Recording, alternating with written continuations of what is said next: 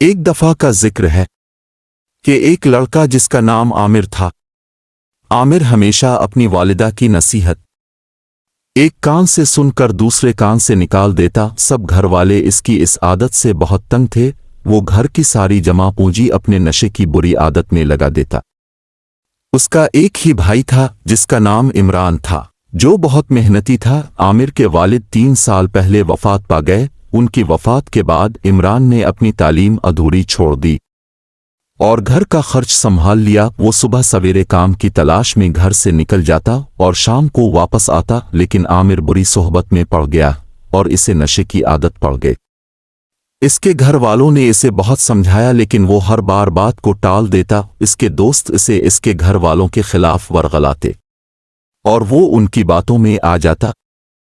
ایک روز عامر نشہ کر کے رات کو دیر سے گھر پہنچا اور چل کر اپنی ماں سے کھانا مانگا تو اس پر اس کی ماں نے کہا، عامر بیٹا، گھر میں کچھ کھانے کو نہیں ہے۔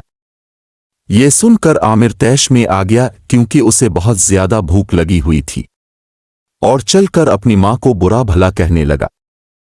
عمران نے اسے روکا، مگر اس نے کسی کی ایک نہ سنی۔ عمران نے اس کے منہ پر تھپڑ مارا۔ ان کی ماں یہ سب دیکھ کر بلک بلک کے رونے لگی۔ اگلی صبح ماں نے عامر سے کہا، پہلے کام کر، رقم لا، پھر گھر میں کھانا پکے گا۔ یہ سن کر عامر آگ بگولا ہو گیا۔ وہ اپنی ماں کو دھکا دے کر وہاں سے باہر نکل گیا۔ جب وہ اپنے دوستوں کے پاس پہنچا تو اس کے پاس پیسے نہ ہونے کی وجہ سے اس کے دوست اس سے جھگڑا کرنے لگے اور اسے اتنا مارا کہ وہ زخمی ہو کر زمین پر گر پڑا۔ وہ گلی میں بے ہوش پڑا تھا۔ تب چچا کرمداد کا وہاں سے گزر ہوا۔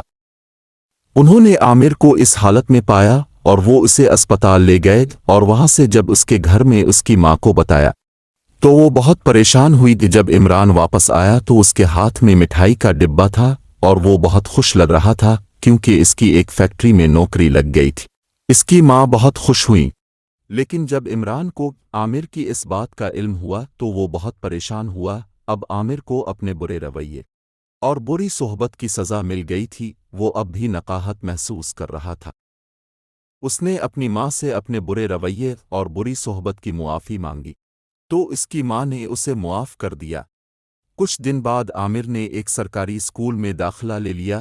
اب عامر دل لگا کر پڑھائی کرنے لگا۔ وقت کے ساتھ ساتھ ان کے گھریلو حالات اچھے ہو گئے۔